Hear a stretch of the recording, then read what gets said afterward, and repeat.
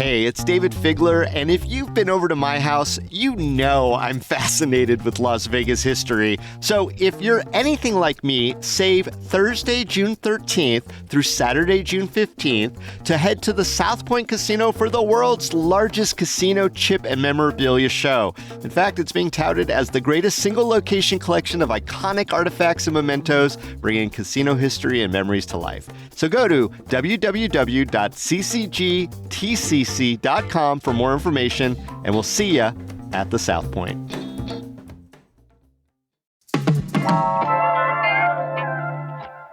If any of y'all have tried dating in Las Vegas, you know how hard it is. But an old trend is coming back: speed dating. Could that be the answer? Today on CityCast Las Vegas, I sit down with co-host Sarah Lohman, who braved not one, not two, but 3 different local speed dating events. We talk about how to mingle if you're single in our transient city. It's Monday, June 10th. I'm Sonia Cho Swanson, and here's what Las Vegas is talking about.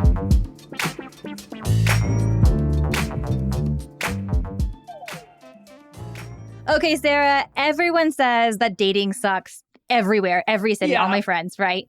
But here's my question, because you've lived all over. Is it especially bad in Las Vegas? You know, I have just found, at least in the areas that I've lived in, that each city kind of has its own different dating character. Living in New York was all about, like, you just felt like the person you were out with was already looking around the room to see if they could trade up. Like, everyone thinks they can always do better.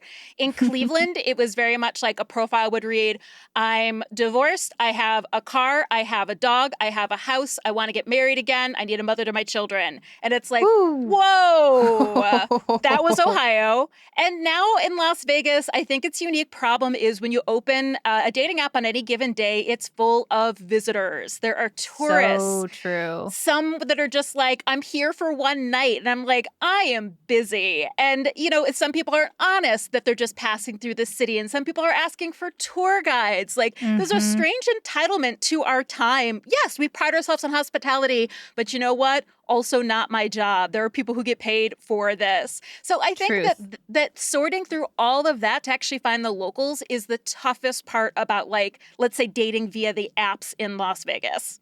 Right. Which is the majority of the way that people meet other people looking to mingle. Totally. These days, is through the apps. You know, but like, you are an app dating pro as well. You found your husband, if I may say, through the apps. I did. And you really like went in with a mission too, and it worked out for you ultimately. Yeah, I mean, it's work, right? You know, like I really feel like I had to, like, you know, go through a lot of duds before I found the one. And my husband likes to say, dating sucks until it doesn't. So that's his advice that I'll pass on. But okay, so online dating can be work. It can suck, especially in a place like Las Vegas. But I've been reading the news, and The Guardian says that, of all things, speed dating is, quote, having a moment. It is. Cosmo calls it the, quote, speed dating revolution.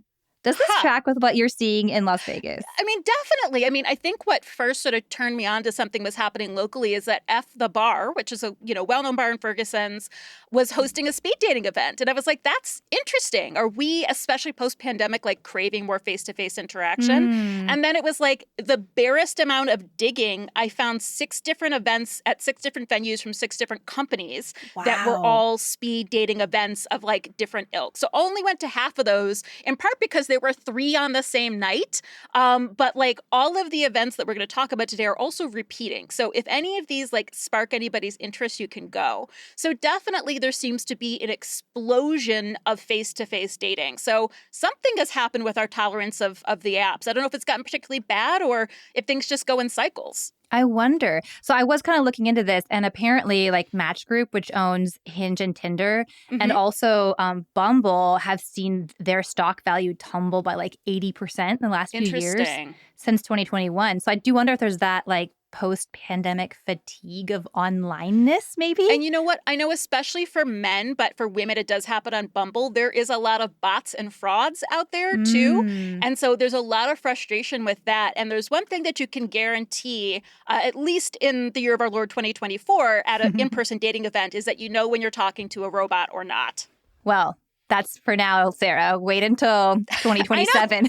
Things can change. When the bots come to speed dating. But at the moment, it is robot free. So you say. So you allege. That I'm aware of, yes. All right. So walk us through. So you actually went there. You braved the speed dating 3 events for us, Sarah. Yeah. Bravo. Thank you for doing this service and for I should humanity. say sincerely, right? Yeah. Like I am dating. Yes. I was genuinely curious. If anyone asked what I did for a living or if I had been to a speed dating event before, I was open that I was a podcast host and I was doing this for an episode, but that I am like actively dating. I'm not, just doing this as an aloof experiment or anything. I was totally immersed in it. Yeah. You were there in good faith, like actually looking to connect for sure. So okay, I want to know nuts and bolts because the way I envision speed dating is like it's the 80s and you're in a circular table and you all rotate. Okay, so I would say that the first event I went to is most similar to the classic speed dating format. It was at the Ahern Hotel and Casino, which I was not aware of. I had never been, or I don't think heard of, until I went on a Wednesday night for the speed dating event. It's just called Singles Night. It's at their wine bar. And there's like, it's $10 and a drink ticket. So it was the cheapest of the 3 that I went to. And then you chat for about a half hour. And then they have like 2 top tables set up and you sit down across from each other. It's musical chair style is what they call it. The women stay still and the men rotate. I should also amend this by saying that the 3 events and all the events I've seen in the city are heterosexual events, I guess is just the best way to put like cisgendered, het normal events. I did look for other things and they don't seem to be happening in Vegas, unfortunately. I think any listeners, I would love to hear a correction on that. But if you want to not be heteronormative, you have to go to San Diego, LA, or San Francisco, sadly. Gotcha. So it was women in one place, men rotating, and it was 90 seconds. And it was 90 minutes long. So I talked to 25 different men in that 90-minute period with a couple breaks. I think there were a couple more men than women. And that was fine. I really wanted those breaks. And I was totally exhausted. I did not stay for the cocktail hour afterwards. I gave my phone number to someone and then sprinted. But I did see people pairing up, and I definitely bumped into 2 people in the elevator that were totally leaving together. Hey. So it definitely worked for some people. I'd say this event was the wildest, Sonia. And in part, not because of also because of the timing, the intensity of it, but there was no age limit on this. I think predominantly people were in their 40s and 50s. So if you are middle age, it could be a good event. But I talked to a 22-year-old as well. And there were multiple men who were definitely pushing 80, which was a very strange experience. Yes. Wow. And good on them. But it made me understand why we put at least light age groupings on these events. I gotta ask though, 90 seconds, I feel like, can you really get to know somebody or really get a sense of somebody in 90 seconds? That's like an elevator ride, right? Yeah, it's basically you're relying on love at first glance, right? You can get the vibe of somebody and be like, oh, I like this person's energy. But, for example, there was one person that I did meet and he was the only one that I was like, oh, I really enjoyed that. There's something really nice about talking to him. And I gave him my phone number afterwards. But basically, we texted for 2 minutes and found out that we weren't at all compatible. He ended up being a lot younger than me. Sorry, fellas, I have nice skin. What do you want me to say? And we were just in different places in life, and his ultimate goals were marriage and children, which I respect. But at 42 and having lived a life, that's also not where my relationship goals are right now. So we just had different expectations. Which, frankly, are also things that you would have been able to screen for in an app, not something you're necessarily going to find out during a speed dating session. That's exactly it, Sonia. And I think across the board with all 3 events, that's what I truly realized is the advantage of apps. It can feel awful to be scrolling past so many people. And especially people that my thought of wanting to go in person is I know I'm passing over people that I would absolutely find attractive if I could have a conversation with them. But it also makes it a self-selecting audience if you put something in your profile I'm not interested in getting married. I'm not interested in my own children. I'll take care of your babies, fine. But it's all with caveats, right? And saying that I don't want to get married doesn't mean I don't want to have a serious relationship. But you can't spit that all out in 90 seconds. It's much easier for me to put that in a profile and let people self-select if that meets their goals as well. Okay, so that was the first event at the Ahern. And what was that one called? Singles Night. at the Singles Ahern night Hotel. at the Ahern. Okay. And there is another one at the end of June, and I think it's going to be a monthly thing for anyone that's interested. $10, pretty easy. Oh, I have to say, I met some really cool ladies there who were texting me and asking if I was going next month. They're like Nice. very hilarious. They had a whole strategy for how to do this, and it felt, I just love the camaraderie of women. All right. So that was the Ahern. Out of 10 stars, what are you giving this one? Oh, 4.5. Okay. Because it was just like, so it was only 90 seconds, but it's still really wild to be talking to like a 76-year-old as like a potential sexual partner when you're 42. I'm super not interested. So that was very strange, but it was fun in that the women who were there, when I asked them what this is going to be like, they were just like, interesting. And it is. And like they just kind of have a good time and view it as like this social experiment and like love coming with each other. So like the vibe was fun. 4.5 out of 10.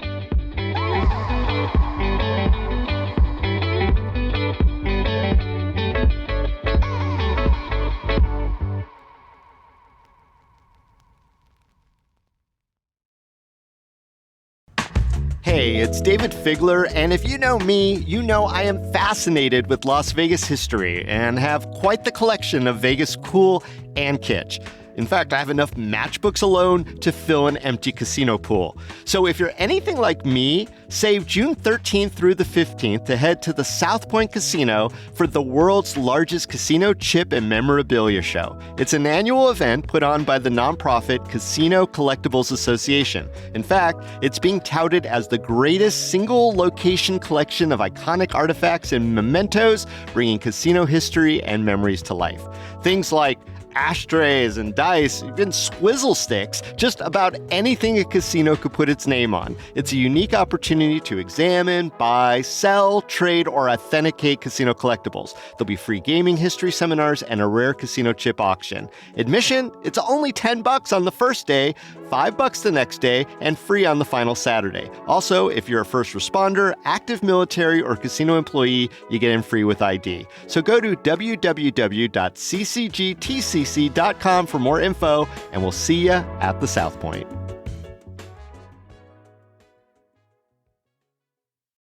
What was the second event you went to? The second event, I thought it might be like this great balance of in-person and online because it was this online video speed dating. Okay. So the Fun Singles online speed dating, it's $24. It's all done through their website and their software, so you're not giving away private information right away. There are 2 events a week, and the $24 is a month pass, so you can potentially go to 6 events if you want to. And you just sign on at the time, and then a little thing pops up, and it's like, so-and-so in Henderson wants to chat with you. And then you have a time chat that's, I think was about like 8 minutes. And I sort of love that because you can both get someone's vibe, but you can also build an online profile, including more private details that you don't see until somebody matches with you. And then basically after each conversation, you can say if you want to match or pass with this person. Now, unfortunately, the downside to this is that I only talked to one local person in what was supposed to be a 90-minute exchange. And then I talked to someone in Salt Lake, and I was like, okay, that's fine. But then it was sending me people from Austin, Seattle, Sacramento, like all over the West Coast. Okay, so they did not have enough Vegas locals on their platform. Interesting. Exactly, to make this worthwhile. And so about 45 minutes in, I just quit because clearly I talked to the one person. Even though more people had RSVP'd, like we were the only 2 that actually showed in Vegas. Or maybe there's more women, I don't know. So that was too bad because I did like that format. If you do match, then you can start messaging with this person, and then you can choose to keep messaging on the platform or choose to exchange phone numbers. All right. So I don't know. What are you giving this out of 10 stars? This Fun Singles. What was it called again? Fun Singles online. Fun Singles online speed dating. I think that the concept is really intriguing. I would give that an 8 out of 10. But as far as my actual experience, 1 out of 10. Because then the one guy I did talk to, it ended up being kind of like a bad situation that's not specific to speed dating. Like, just an experience of someone feeling very entitled to my time and becoming very like angry and demanding when I rejected them, which again, that's not a speed dating experience. I think probably a lot of women would agree that's like a universal female to male experience. Yeah. Yeah, pretty much any dating platform slash, encounter can result in that. Yep. Okay, so what's the third event called and what was the setup for that one? Okay, so I think I actually like this one the most. It was called Shuffle Dating, and that one was the one at F the Bar that sort of triggered this whole thing. Shuffle Dating it seems to be a national company, and what's sort of unique about it is that there's no on-site moderator. It's run through a website off your phone, essentially. So it's the same thing. It's like 10 female tickets, 10 male tickets, and you go to the event space, you log in, and you write a physical description of yourself, and then it's timed on your phone. You get a little chime, you get the name and physical description of who you're supposed to go look for, and then you sit and talk to them for 8 minutes. Then it gives you a 2-minute break to take notes, and it gave us an intermission in the middle so we could go to the bathroom, which we didn't have during the 90-minute one. It was just a marathon of talking and holding in your pee. Wow. So it was like very, very organized. On the flip side, like as soon as I walked in, I looked around the room and saw the people that I wanted to talk to and then had to like wait through the whole process of like 2 hours to actually be able to talk to them and then politely sit through people that I wasn't really at all interested in and that our desires didn't align at all either. Right. But I did like the way it was organized. It had the most like advanced sort of explanation and what to expect, which especially when you're doing something as anxiety-inducing as dating, that was really, really nice. And I thought that the whole process operated super smoothly. That's super interesting because did they give you like prompts, like questions to kind of ask each I other? kept forgetting that they were there. I mean, mostly because, you know me, Sonia, I'm a good conversationalist. It's literally my job. Yes. So it's a blessing and a curse when you're dating, but I find it very easy to make people feel comfortable and open up. But it is also really draining. Both of these in-person events I found like super exhausting. And immediately after both of them, I totally bolted. I was just like in my car, just sitting silently. I think I'm, what do they call it, an ambivert, where I do get energy from people, but people can also drain me too, Yeah. And how much was that event? The Shuffle Dating, that was $25, and that didn't cover drinks or anything. That was just your admission to the event. And just for the one event too. All right. So the Shuffle Dating seems like it was your favorite. Out of 10 stars, what are you giving this one? I give it a 7 out of 10 stars because I enjoyed the structure. The length was comfortable, but like it is sort of bizarre to be mostly talking to men that I just didn't feel attracted to or intrigued by. Like it's such a huge swath of society. Like I talked to one guy who loads UPS trucks. I talked to another guy who is like a researcher at UNLV. I talked to a software programmer who was really into it because it uses this interesting software. And by the way, who is a CityCast fan. So shout out to you. You were lovely. Hey. So 7 out of 10, but I didn't walk away with my romantic life neatly tied up in a bow from either of these events, from any of these events. Mm-hmm. I think that's interesting what you said about the swath of society that you can meet, because I do feel like sometimes dating apps can put blinders on us because you can literally filter out, by height, race, education, divorced or have children or not status. Like, I mean, whereas maybe there's something a little more serendipitous about finding the right person. Maybe there's something about finding a connection with someone you might not have expected to connect with. But I do know that I am attracted to people. It's not just intelligence, it's curiosity. I'm attracted to joyful people. I'm attracted to creatives. So like I do know those things, and those certainly don't like fit into any one, box, but like those are things that I can pick up in person, but also the algorithm begins to sort that for me. So one thing I was curious about is how the organizers of speed dating events keep it safe. We talked a little bit about how, dating can be scary, especially for women. Like, do they share your first and last name? Like, do they kind of help you navigate the boundaries of like when and how you share contact info? What are some of the boundaries that they set up around safety? Not a lot. I would say that there is some anonymity, like your username or your name tag will just have your first name and maybe your last initial on it. With Shuffle Dating, it gave me 9 hours after the event to match or pass. So like you're not you can stay and talk to people, but you can also just leave. And then if you mutually match with someone, then it exchanges phone numbers, which I still don't really love. The apps, you get to message a little bit, and it's much easier to sort of break something off if it's, not appealing when you're in an app still than on a phone number. Mm-hmm. And yeah, sure, leaving these events too. Absolutely, someone could have followed me out to my car. Like I mentioned, I had sort of a negative experience with someone who had my phone number because of the apps. That was just like a kind of irritating and mildly scary thing because you don't know what men are going to do. Mm-hmm. So there weren't necessarily a lot of protective boundaries in place. Well, that seems reflective of dating at large. It does. Yep. So, yeah. What do you think someone, say they're trying to find a romantic partner or someone for one night, whatever they're looking for, what do you think that they get out of speed dating that they wouldn't get out of online dating? Like, does speed dating set you up for a certain kind of success, whatever that means? I think that speed dating is probably not for a one-night partner. Maybe it is. Maybe people are ready to roll and are just wilding out. Folks at the Ahern were.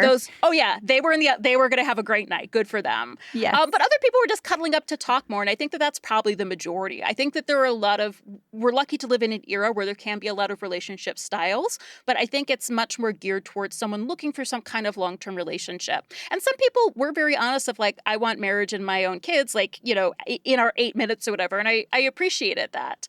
And honestly, what you just get out of in-person dating is you get to have that vibe, that conversation. You already know you're attracted to them, which I'm sure we've all had the experience of having a nice conversation with someone online and showing up in person and just like not feeling whatever that spark is. So you do get to feel the spark in person, but you're going to think this is crazy. It actually leaned me towards appreciating dating apps more. Really? Because I could put it all out there. I can put my personality out there. I can be super selective and only talk to men that I want to talk to instead of having to talk to everybody. I can, there's levels of safety. I can talk for a few days before I give out my phone number. I always let someone know where I'm going on a first date. Like, as frustrating as it is, I think that this experiment actually gave me perspective to really appreciate how good dating apps can actually be. Huh. So who should try speed dating then? Like, what's the value in speed dating? And is it good that it's making a comeback? Sure, give it a try. Uh-huh. It was a very interesting experiment for me to go to these 3 back-to-back to experience it. It satisfied my own curiosity because when I hear about the 70s, I would love a singles bar to come back. Do you know TGI Fridays started as a singles bar? No. Are you serious? Yeah. Bring in it back, Manhattan. TGI Fridays. Yeah. I think that that's kind of nice. Like even more than a singles mixer, which feels like a lot of pressure, just like going to a space where everyone is single and looking, whether it's for the rest of their life or for one night, right? And so maybe there's a little bit of that in speed dating, but it is... Oh, man. I mean, it's bizarre. Yes, if they're having a moment, I think that anyone who is single should absolutely go and give it a try. It's fascinating, but it might, like me, make you appreciate the apps, more than you did going into it. All right. Well, next CityCast business is CityCast speed dating, clearly. I think we should. I love it. All right. Thank you so much for this super fun conversation, Sarah. Good luck on round 2. Thank you. It was, no, not yet. No round 2. This fall.